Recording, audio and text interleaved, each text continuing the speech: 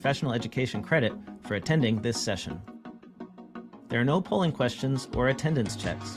Instead, you will demonstrate your knowledge by taking a brief multiple-choice quiz using the Earmark app. Visit earmark.app in your web browser. You can also download the mobile app by scanning the QR code on the screen. Log in, or if you're new, create your free account. Be sure to use a valid email address because that's where we'll send your course completion certificates. From the home screen, scroll down to find the course. You can also tap the magnifying glass icon to search for the course. Tap on the course artwork, then the Enroll button. On the Course tab, you'll find the recording and quiz questions. Complete the quiz to earn your CPE certificate. It takes us a few days to create the course on the app, so if you are attending this session live, please wait a few days. We'll email you a link to the course when it is ready. If you have questions or need help, email us at support@earmarkcpe.com. And now, on to the event.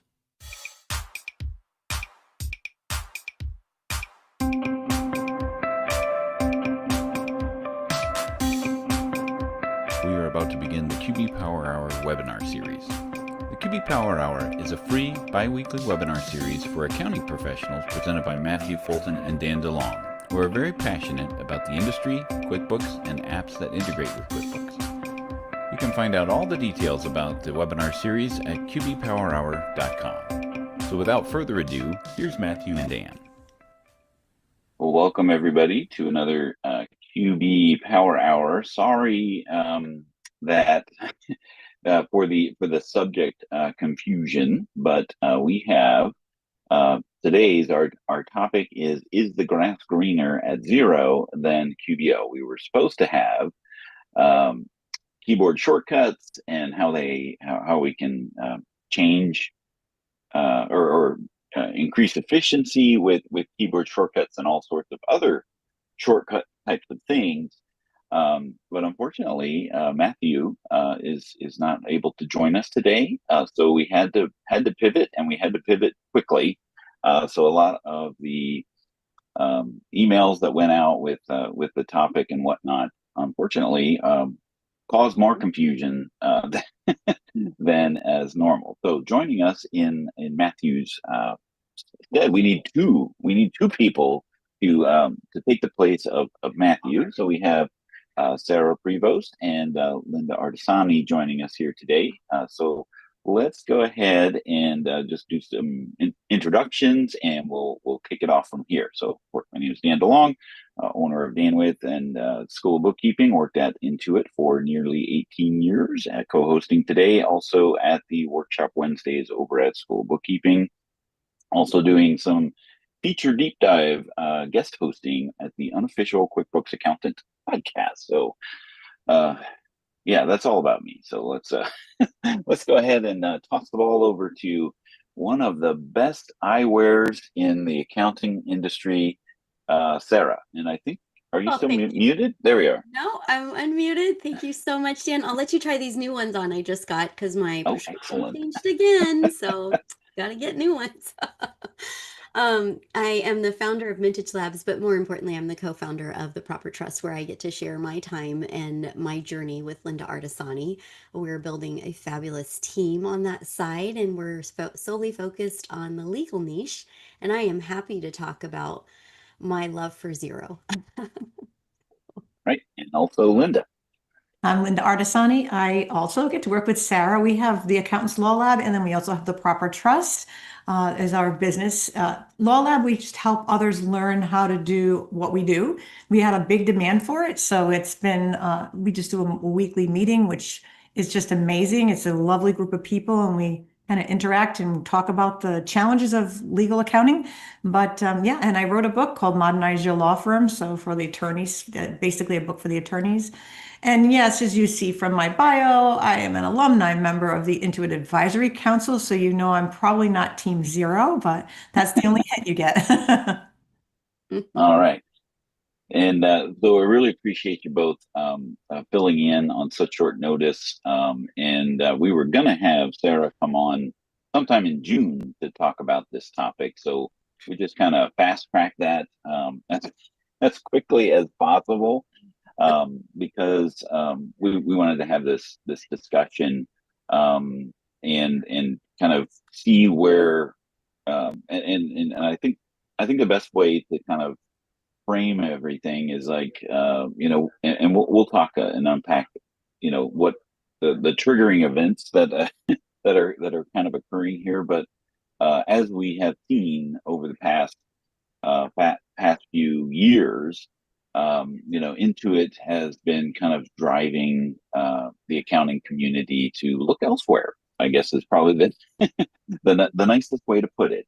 And we were talking yesterday where, is the grass greener in someplace else? Well, my philosophy is really the grass is greener where you water it.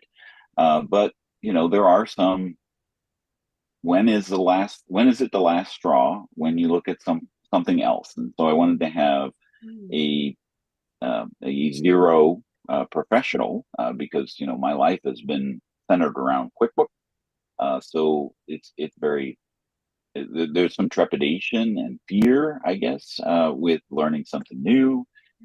And what is that green, or how green is that grass when you actually think about it? It's blue. Yeah, it's blue, right? It's a sea. It's a vast sea of blue. I guess the link that you had, Dan, was for 4.1's slides. So Oh, whoops. Did I put the wrong slide link in there? Okay, well, we'll grab it, but yeah. Well, the link on the page. Oh, he said page 3 does start with 0, so you're good. Okay. Okay, there we go. Yes. Awesome. There are hidden slides that you end up seeing when you download the. That's true. Yeah. Yeah, there we go. Okay. Oh, whoops. I forgot to talk all about that. Now I'm all backwards. No. There we go. So a little bit of the details about the webinar series. It's every other Tuesday at noon Eastern.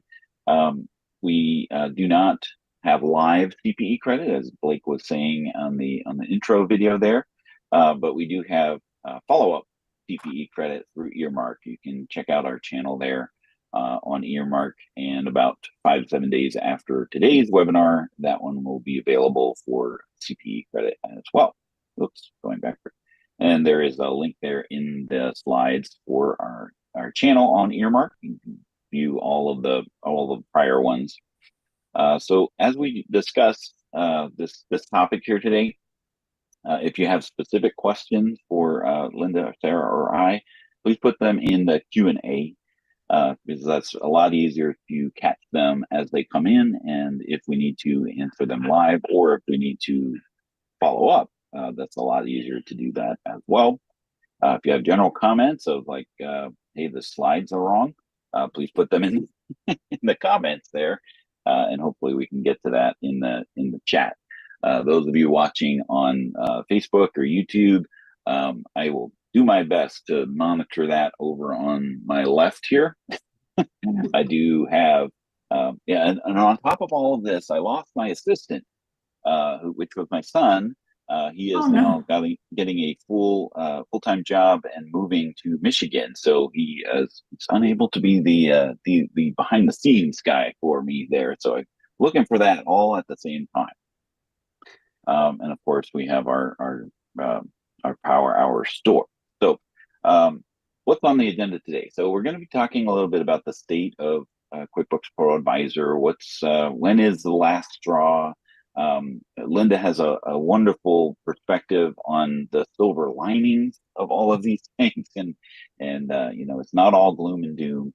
But we want to talk about, is Xero any better, right? To talk about some of the platform differences. Sarah will go into a demo account inside of Xero, and we'll take a look at some of the things that accountants and bookkeepers are really focused on and interested in, and how those might be different, and some of the Xero partner program differences. Sarah, what do they call ProAdvisors? Is there a ProAdvisor equivalent term at Xero? We're accountant advisors is how we're referred to, which I think is a brilliant way to kind of cross-connect all of it. You're not very specific in areas, like it's just an accountant advisor. That's generally what we are in ProAdvisors too. Just, right. Yeah. It's clear. It's clear. Yeah. And to be quite honest, I think that the term ProAdvisor is kind of they don't use the word pro anymore. So Yeah, yeah. So at true. least as far as a version of QuickBooks is concerned. Right, right. Yeah. All right. So before we get into our fireside chat without fire, we want to talk a little bit about tags because and this is kind of a double-edged sword, right? We talked about it a couple weeks ago on the update webinar about what is happening with tags, and true to form, Intuit has reversed their position, right? Just to keep us all on our toes, right? So we were talking about, tags are going to be read-only May 16th, so in 3 days. Well, at the early part of the month, they reversed their position on that. And this is all due to feedback that they've received. So that's the silver lining in all of this, is that, Intuit is not obtuse to hearing feedback and reversing their position. It's unfortunate that they didn't take this feedback prior to making all of these announcements and changes. However, at least they did make a positive change, or reversal of this change, because tags are not going to read only on May 16th. But are they going to kick the can down the road and do it in September, or is it just off the table now? I do not know. Okay, I figured they were going to kick the can down the road, but I don't know either. But I didn't use them too much. I should have put on the slide as of May 13th, 2024 or 2025. I don't even know what year it is. But well, this thing's making me itchy just looking at this. Like, come on. Dave Chappelle reference there for those that don't. But the drop down, the silver lining here is also the drop down custom field that was added to help with this migration of tags to custom fields. That functionality in all versions is going to remain. So you got something out of this as far as that new functionality. And this is only affecting existing users of tags. So new customers that especially after that 16th day, they'll never see tags. But the challenge was, of course, is that the profit and loss by tags reports and those types of things that were kind of being, the cool part of tags was not. They really didn't have a good option for those people that were using it in that manner. So that's why the existing customers who were using tags will still continue to tag their transactions and use tags in that manner. So kudos for Intuit for reversing that decision, but shame on them for even bringing it up in the first place. Yeah, and I didn't realize that they actually added the custom fields all the way back to the ledger program, the lowest of low tier, so that you get one, but I mean, you get the drop down, you get one custom field, but under the lower tiered SKUs, you just don't, you didn't have custom fields. So this is interesting that they added it. Right. So I agree with, I think Becca in the thing, they'll probably take it away at some point, but they're just not going to pull the rug out from underneath you, even though a lot of you already went through like she did and started to clean up the data. They were using tags. So, yeah. Well, it's nice to know that, okay, it's still in existence, but the new files, so you have a delineation. Yeah. Right. Sometimes you order a file and you're like, if it's not in the new one, Sarah, then I would say it's probably going to go away at some point. Exactly. Yeah. I wouldn't put your, all of your stock in that, right? Yeah, but hopefully, my hope is that they'll have a better, end-to-end experience for those people that are using tags for the profit and loss by tag report, so that it would actually be useful. Or, ultimately we have this profit and loss by custom field, which is, what it's going into, but we shall see. We actually had a funny potential client come to us. I don't know if they became a client, it was a while ago, but tags had just come out and they figured out how not to get into QuickBooks Advanced with lawyers because you need the chart of accounts. And they used tags and they showed me this whole workflow. And I can remember just looking at it going, That's really cool, but they don't show up on any balance sheet items, and you kind of need that with the lawyers. And that poor person's face, because they thought they had it all figured out how not to have to pay for advanced, and it didn't work. It didn't work at all. You could hear the prices, right? Yeah. Noise in the background. Yeah. I agree with like Rosanna and Ted, they were saying like they should have put a survey out first. They should have queried it first, but typical fashion, we're going to be beta testers in every way possible. Yes, Miss Xero, you be quiet now. Well, it's not, I mean, obviously I've multi-platform that happened for a know. long time. So yeah. Yeah. So we're gonna kind of set the stage here about, you know, how things have how did we get here, right? Like the Talking Head song, you know, how did we get here, right? This is not my beautiful ProAdvisor program. So there's been quite a few changes in the ProAdvisor community from Intuit, right? There's the desktop degradations, the slow march to you know, to whatever, you know, the future holds. We don't, you know, this is all speculation. We don't have dates, times, or numbers. We're all experiencing this just as you are, as far as, you know, when you're a desktop, you know, coming from the desktop world, and then, you know, cloud with the cloud accounting with QBO, coming into the play here.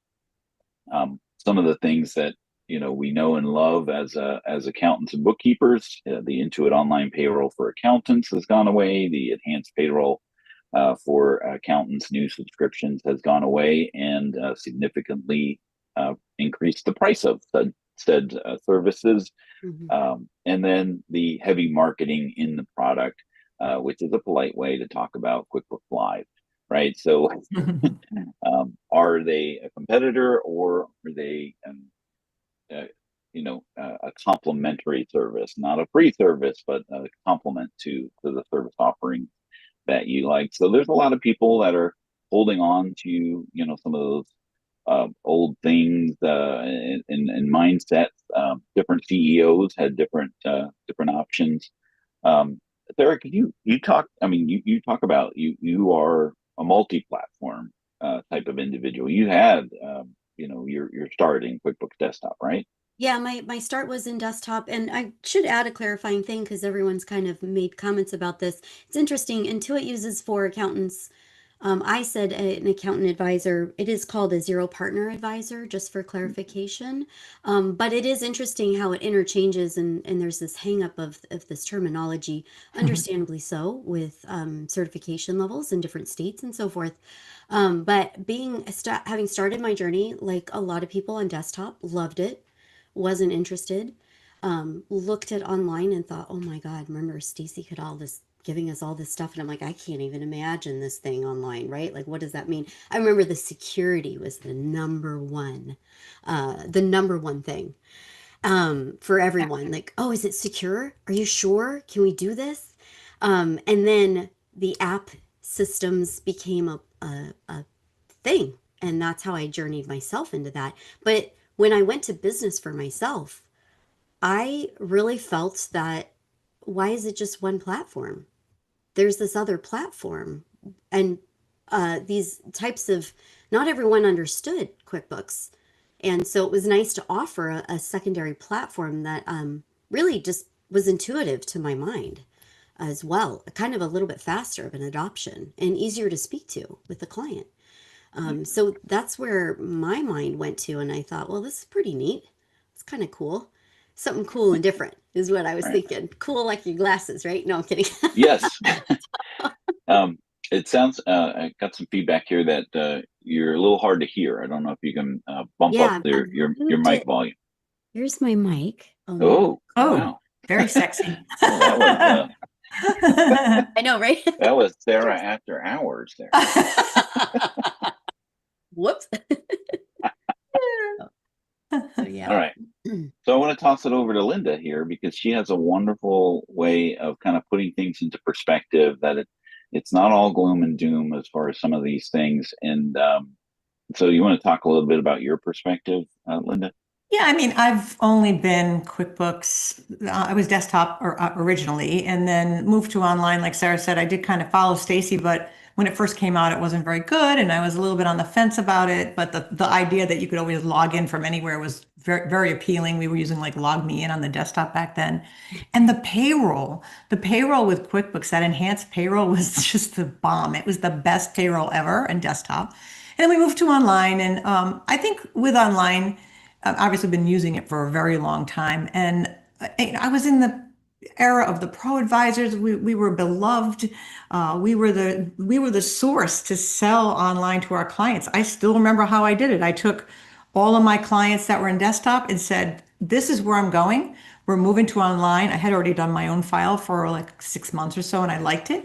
And I like, this is how we're doing it. I stopped doing hourly billing at the same time, brought them all over, and told them if they didn't like it, I had found somebody locally that would do desktop, because sometimes you went to their office back then, and everybody came with me, and it worked really well. But I think things have shifted because of a lot of things that they're doing. Even just when they brought up that business view, and I can remember going, why are you making things confusing? Because now I got to say to the client, this is how you do it. And then they go, I don't have that button. Then I have to explain that you're in the business view and I'm in the accountant view. And then they kind of backtracked on that too. And, we've had some blank pages on QuickBooks. It does feel like we're being beta tested, like Sarah described. But I never really wanted to learn Xero. I did jump into it temporarily to see if I could expand my business and do it that way. And I didn't care for it. I didn't like the bank feed, way the bank feed was done there. There was other things I didn't like about it. The reports were lacking. This is going back now. This is going back. I don't even know how many years ago. It was way back. It was when, whatever year this is, Sarah, when Xero just started to dip their foot in the US market. I want to say, I mean, you were probably mentioning this to me. I feel like you were around 2018. Yeah, it was way back, but not that far back. But I remember I tried it because the one thing I did really like about it was the look of it. I loved the blue and the color, and Intuit's QuickBooks Online I think they're working on that because it's very light gray, and I think that theirs was much better on the eyes, the UI. But there was so many pieces of it that I just kind of like, I don't like it. And then I had a bad experience with becoming a Xero advisor. I did all the tests, which wasn't that hard, and got certified. And I thought the clients were going to come to me and they were like, no, you're going to get 10 on your own and then we'll give you some. And I'm like, well, you didn't tell me that in the beginning. I wouldn't have wasted my time. So that's kind of where that all landed. But then since then, we've worked through, being together and working, and we have clients on it. So I'm not as sour grapes to it. But I think when it comes to QuickBooks and the ProAdvisor program, I mean, it's a tool, it's a software. We use it. It's really the only software that's out there that fits the clients that we call mid-market. And we have small mid-market and we have medium mid-market. And we really hang in the medium, but sometimes we have smaller ones. And we've been testing the waters with trying Xero, because I always think of Xero as like equal to Essentials. And I think that when you look at it, it's actually gotten to the point now where they've been investing into it, that it can now serve a bigger client base. We've got a very large client on there that has a lot of transactions. And I compare it to maybe one of the QuickBooks Advanced clients that we have that's very similar industry. And I even yesterday I was working on a client's file, and it was like every time I clicked on a bank feed transaction to download it, I had to wait for the circle to spin. And you don't want to have that experience at all. And we don't have that with the Xero one, and it's the same size and components to it. So that kind of makes me lean towards Xero, but then I just know QuickBooks, it's very deeply integrated, has so many bells and whistles because that's how they built it. And there are things that are lacking, but if you haven't looked at it in a while, you probably should come back to look at it. If I was 45 years old right now, or 35 years old working in my business, you're not. Definitely do it, Oh, no, I'm not. I would definitely look into two platforms, because this way I've got options for my client. Because when you tell a client it's 200 and whatever dollars a month for the software, and it's in that smaller space attorney, that's really hard for them to how we need this tool. They don't even care about QuickBooks. They want the end result for taxes, but they don't really care how we get there. So when we can come to them with another option, it does fit certain clients. and it's not as expensive. So it's a good option and it's not hard to learn. So Yeah. if you know QuickBooks and you're good at software, it's not a hard learning curve, but you got to get past that bank feed thing. Well, Sorry, Sarah. it's the same. I mean, if you look at it, what we saw on the screen at QBO, they're gonna change the bank feeds. I mean, it's the same thing. We always talk about this. They're gonna Yes, they test are us out changing. and try new things and like see if we like it and then revert back. But I happen to agree, Linda, like you're saying, and what Ted even it is mind-boggling to me, and I think that's how I approached it. Why is it a one size fits all? And then why am I putting everything in one basket? Which is where I always felt, Dan, and kind of what you were bringing up earlier, is where the status is of where we are. It's been a hard road with Intuit of late. We were that trusted space. We were those coveted people for a while, and it meant a lot. And I'm not saying it doesn't. It still means a lot to have a partner in this. In And the U.S. market. there's wonderful Yeah. people at Intuit that Yeah. they really do still feel that way about us. But sometimes the messaging from Hmm. the top comes out and it doesn't sit well. Hmm. It does feel like they're encroaching into your work where they're trying to put the ads. You don't have those in Xero. You don't have the constant advertisements. Even if you shut that off in QuickBooks, it's still there. So I think that that's a big plus. Jeannie Cook asked if it's a good match for the construction industry, and I know you have multiple clients, so Yeah, I don't have any, I would say possibly a light trade. I don't have anyone in there that's construction heavy. I think the the weight of a construction entity, and I don't know really all the apps. I'd have to look at they have a Mhm. large ecosystem of apps.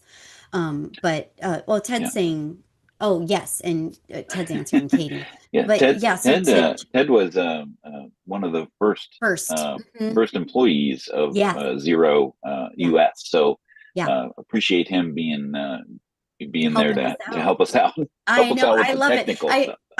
I've met him one time in person, but yes, I know of Ted. It's wonderful. And yes, Ted's right. There is a really beautiful dashboard for accountants in there. There's a lot of learning opportunities in there, just like what we have. It's no different than what we have in the advisor space that we have now with Green. It's just laid out slightly different. Yeah, I think in general, like if you're coming into this and you both are in the are focused on the legal Yes. niche. Yeah. mhm. So for anything dealing with legal industry, you guys have it covered there. Hmm. But I think there are things in both platforms that are going to have pros and cons. Yeah. Exactly. But I mean, in when you find a specific industry, and that you're looking to service a specific industry, you're ultimately going to find those specific workflows are going to not reside in your general ledger Hmm. accounting package, right? I mean, you might have the shallow end of the pool Yeah. being addressed by those things, but you're largely going to see other apps or applications that where those specialized workflows end up living. And both platforms typically are going to have a large ecosystem to be able to do that, right? I mean, you were saying, Sarah, the app ecosystem for Xero is in the hundreds, right? It's It's like what, 400 and like I don't, I'd have to go look right now. I don't know the exact number, but it's high. And I do have a fan. Jeff is my fan. And I'm gonna take him.